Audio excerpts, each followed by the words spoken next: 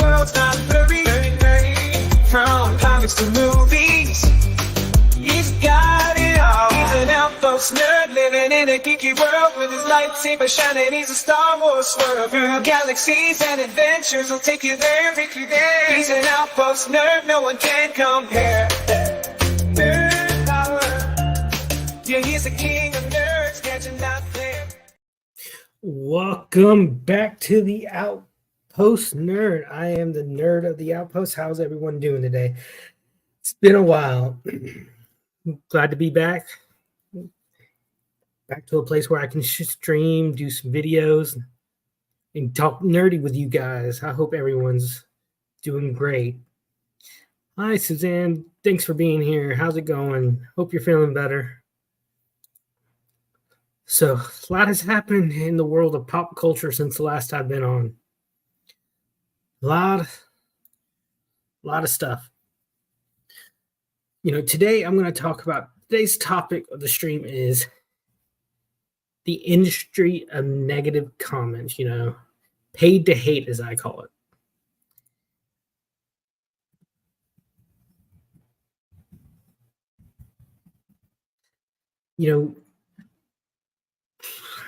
We get so much of our news, entertainment news from alternative media. It used to be we'd watch the local news and they would have an entertainment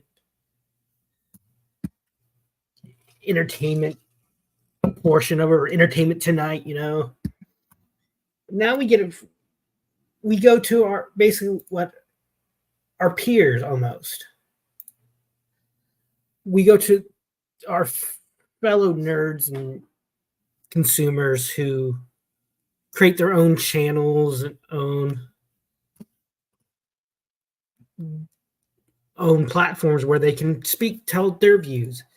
Hey, Cool Gamer, how's it going? Thanks for being here. And I found some of them. I found a lot of them, actually. There's no pleasing them.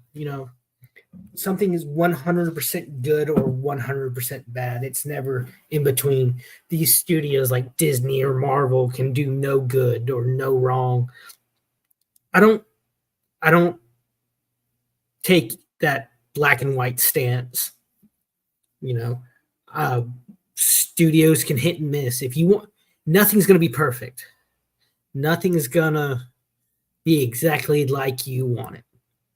If you want it exactly like you want it, you're going to need to create your own thing. And a lot of people have done it.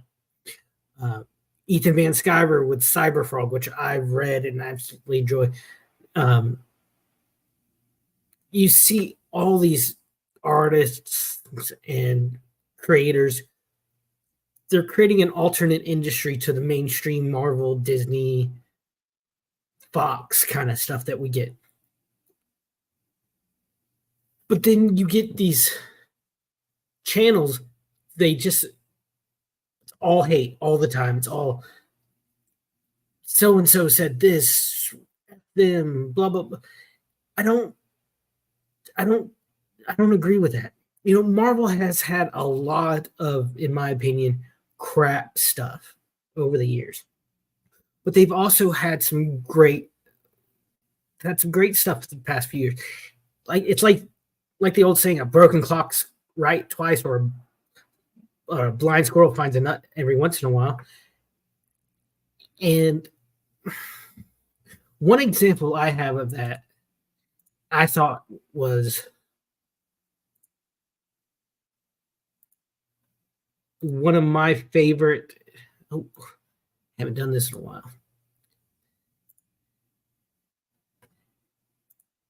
One of my favorite little things Marvel did. It was a special, Werewolf by Night. This is, if you have not seen this, it's a 1 hour Marvel special. It's not a movie. It's a 1 hour special. It is so good.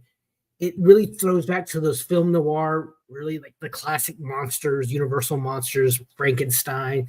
This one has the man thing, which is Marvel's Answer to Swamp Thing. It has the werewolf. It is such good. It is, and the way they did it, it's so, I guess, experimental. It's all in black and white until the very end. It is so good, and I recommend this. But according to some people online, some YouTubers, this they just because they can't get past the word Marvel, they'll read this and they'll read Marvel and stop in a discussion. I don't that does no one no good to have one view on everything. And usually with shows, TV shows, it takes them a while to get on their feet. There's a term for this, and it's a funny term. It's called a Riker's beard. A TV show gets its Riker's beard, and I'll explain to you where this term comes from. When it gets on its feet, when it gets going, usually the second or third season, and a lot of shows, they're not even allowed to finish their first season. So it's sometimes hard for them to get a Riker's beard. Riker's beard comes from Star Trek The Next Generation. In the first season, Commander Riker didn't have a beard. He was clean shaven. And it really, a lot of people thought, okay, is this show going to last? You know, this first season was very shaky. But then in the second season, Jonathan Frakes tells the story. During the break, he grew a beard, and he really didn't want to shave it. He comes back in, and he's talking to the hairstylist, and Gene Roddenberry comes in. He's like, "Oh, Jonathan, we can shape it. It'll be nautical, you know, taking to that Navy theme of Star Trek's always had." And that's when a lot of people said that's when it started. Star Trek really got on its feet, and you know we had it for another 6 years, 7 total. It's the opposite of Happy Days and Jump the Shark, where the show will go off the railing. But you have so many people online who just hate and hate and hate, and they find these groups that just hate along with them. They find people who feel, oh, this guy is my voice, and they'll just hate, and then they see that money coming in, and they'll hate even more. And that's where I come. Where I call a little industry of hate is building up. It's when these YouTubers and streamers and people can't see the good past the bad.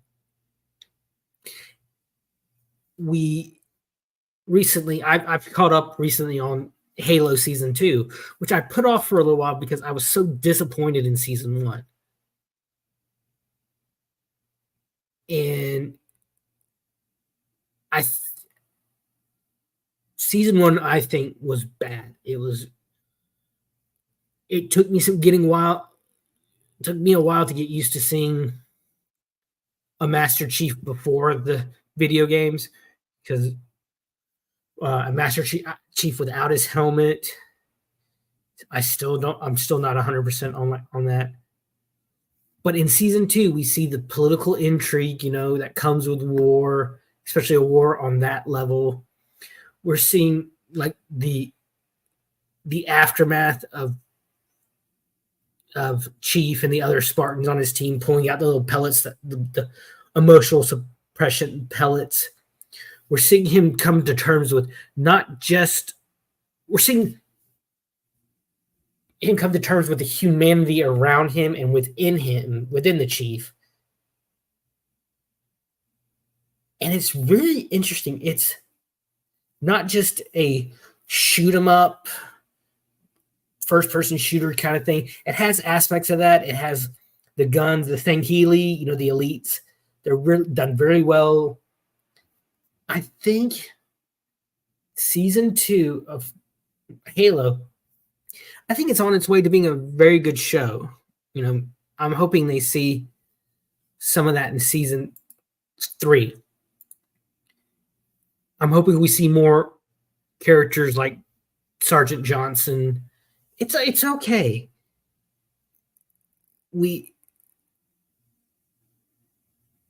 But when you have, I don't know if I should call them out. I'm not. You have YouTubers that if you disagree with them on something, they will literally attack you. They block you. They insult you. And then they play victim. They cry about it.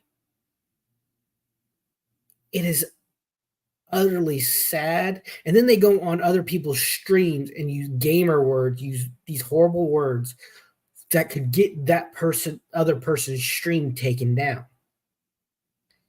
It is disgusting that when you're invited into someone else's space, like this is my space. Shelly says all the time, this is my show. I don't give a flying fuck if you like it or not. And I'm getting to be the same way. I'll talk to the void. I love this. I enjoy YouTube. I don't enjoy the drama. I enjoy the camaraderie, the friendships I've made. I'm enjoying this. And I'll talk to the void if need be. You know, I have so much crap going on in my life that I don't need to come on here and instead of being entertained, be preached at, be yelled at by these people who think they know better, who do not create their own thing.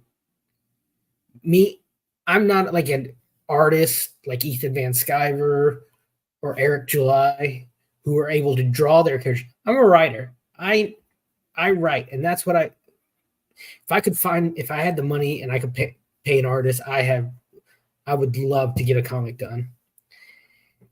I find that the people with the loudest voices of anger, disenfranchisement, biggest negative comments are the ones who do not create their own thing,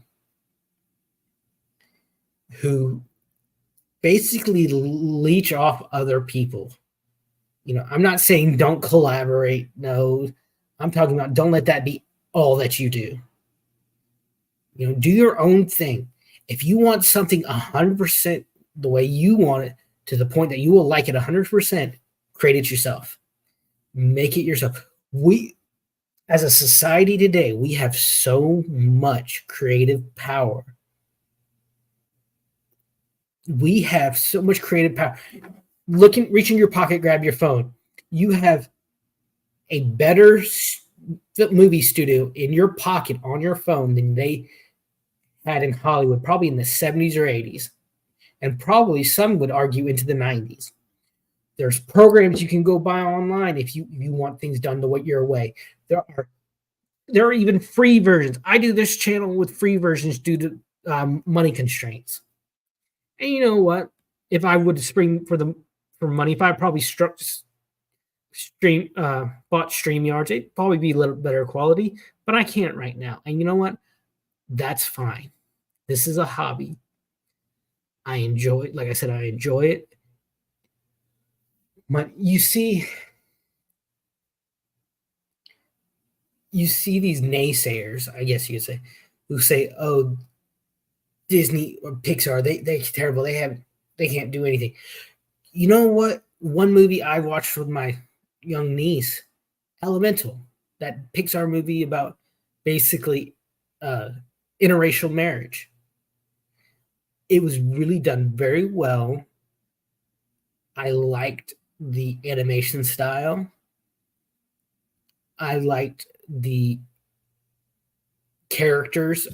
I really did. They weren't done in such a way that you thought that, the character designs really complemented the personalities. But you hear those naysayers. Now, I won't say Disney and Pixar have not had some really shit bombs the past few years. What was that Wish movie? I can't even with that communist bullcrap. But if you look at Elemental compared to those, it really did not push an agenda like that. Oh my gosh, interracial marriage, big deal. It did not push any other bit of propaganda that Disney has become really known for, sadly, that I think Walt Disney would have been spitting in his grave about if he could see his company today. But we have so much access now to alternative media that we give a lot of power to these negative channels, these negative people with their negative views, who are unable to say, oh, they actually did something good. I don't think I've ever heard, I don't remember the last time I've heard one of these channels that I listen to, well, some I used to listen to, say anything good about anything. I can't remember. And how sad is that? I think it's because, we as people are so attracted to tragedy, to bad things. It's like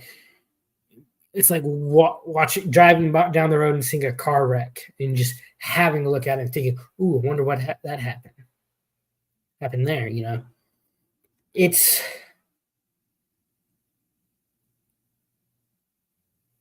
It's really sad that we cannot focus on the good. There's so much good out in the world. But if you look at the news cycles, look at even these alternative media sites, these YouTube channels with 100, 200,000 followers, or even the ones with 2-3 million followers, they're very negative. And I think that is part of society's problem. I heard it said today in a video, we don't have a shared culture. We just had the Oscars Sunday night, and it was terrible. Jimmy Kimmel and his terrible Trump jokes. Can't say that word on YouTube. Sorry, YouTube. Whatever. Or, what I wanted to see are moments like Arnold Schwarzenegger and Danny DeVito coming on to present an award and falling back into their little shtick with their Batman characters, and Michael Keaton right there in the audience, and them saying, and go like, come on, come at me. It's funny moments like those. We don't need politics or an agenda in these things, but Hollywood's gonna Hollywood. They're gonna self-flatulate themselves, at least 2 or 3 times a year.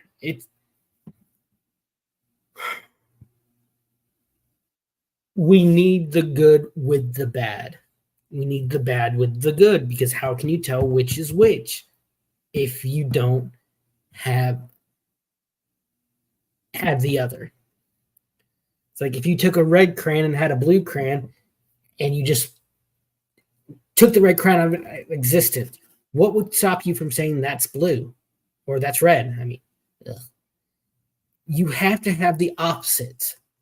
Michael Jordan said it best back when he was selling his shoes. He said, even Republicans buy tennis shoes. And that's what I think a lot of people have forgotten.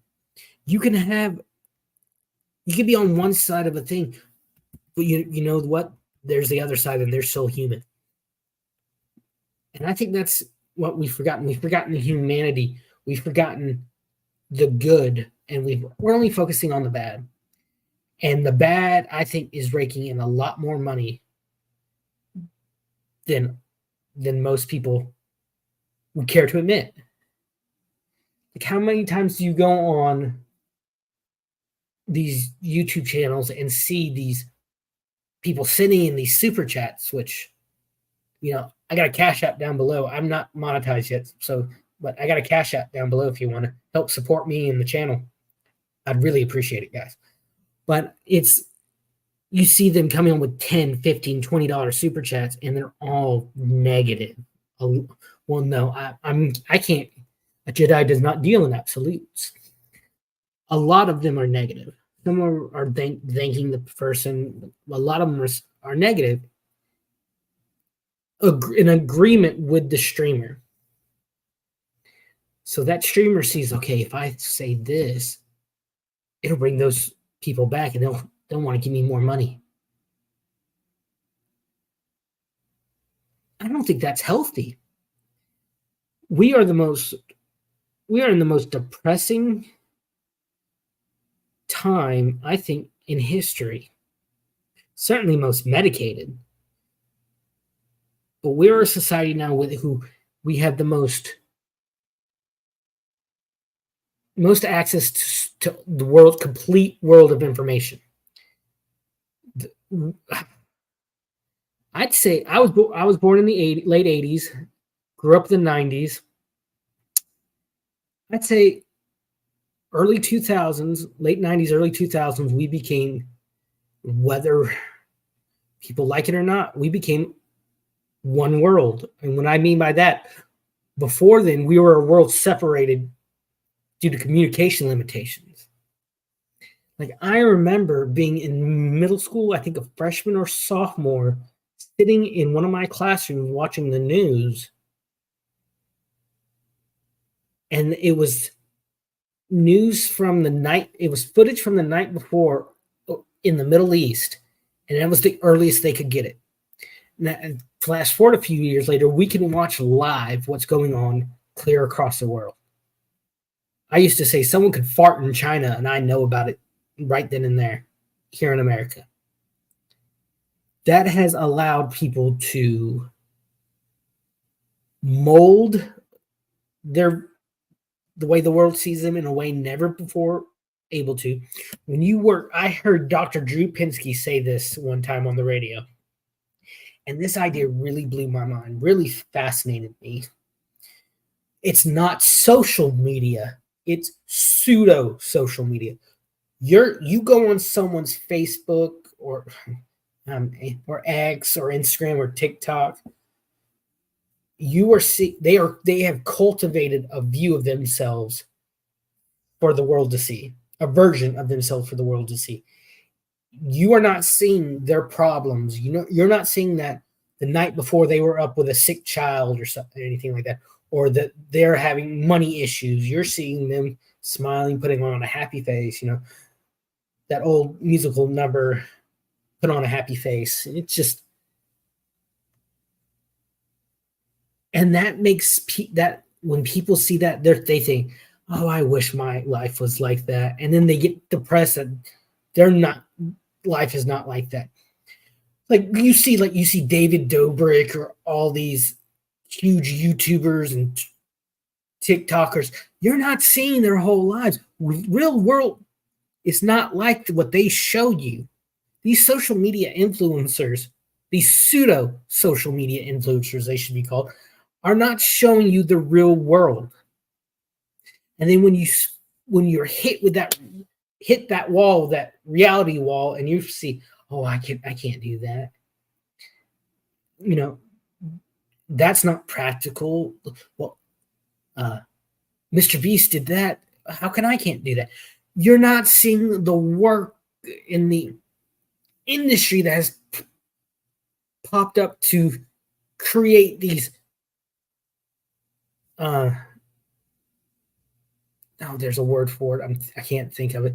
These types, these characters that you're seeing. Getting back to these streamers, they're creating characters that hate. Okay, what good does that do? Nothing but line their pockets.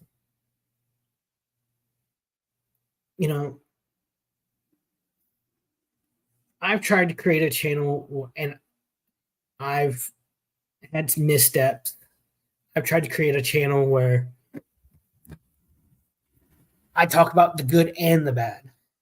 And I've felt that I've due to personal issues, due to my fights with depression and anxiety,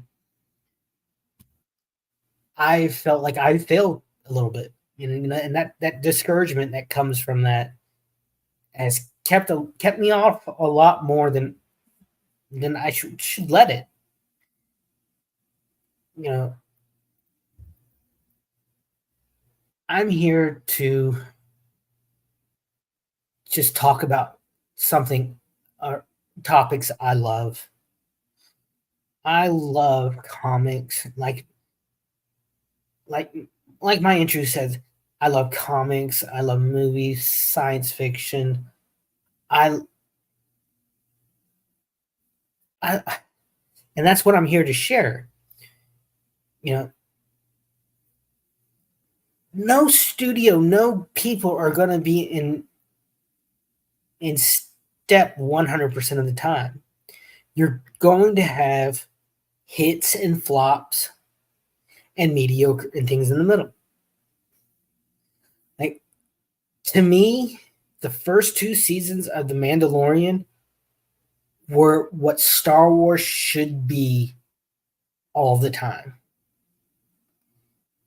The lonesome gunslinger or the wandering knight fighting the big bad evil.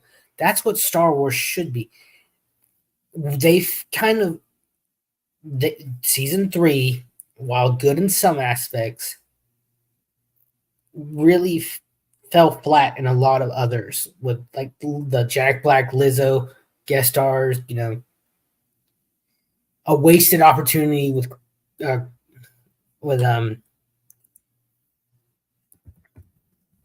oh my god, I can't remember his name. Christopher Lloyd. They should have had him a Mandalorian who's driven a DeLorean. Come on, that is a joke that has been around for a while, and they wasted it. The way that Din Djarin kind of was emasculated in favor of Bo-Katan, not so good. But it was also good, actually going to Mandalore, seeing the planet, seeing the ramifications of them standing up to the Empire. That was good. Good and bad. It's all part of life. But due to social media, it's just we're wanting to see the good so much, but also people have seen to the other extreme, people only see the bad. And we need to get a balance. And I don't think that this industry of hate does any good. An industry of hate or dislikes or negative comments is just as bad as the industry of these people can do no wrong. We've seen those people who just gush over Star Wars, Marvel, no matter what, and they can't see the problems that a lot of, they'll say, the lazy writing, the subpar graphics. They don't see that. They can't see past that. And as I've always said,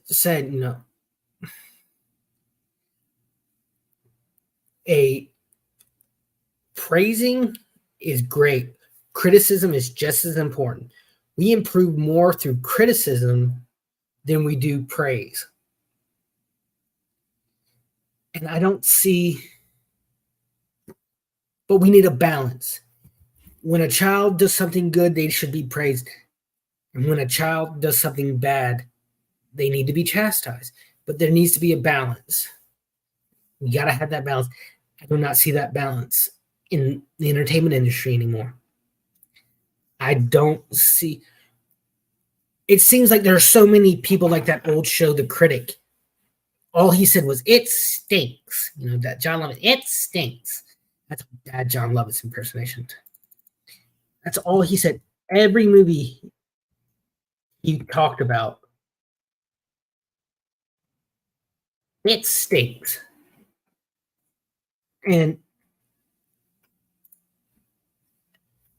he couldn't see the good through the bad. And that's what I think a lot of people, we have too many critics. And I think due to social media has created this. And I think we need to get back to a balance. I think we need to find that middle ground. And that's why I don't think people are willing to go. People want to be on the high ground.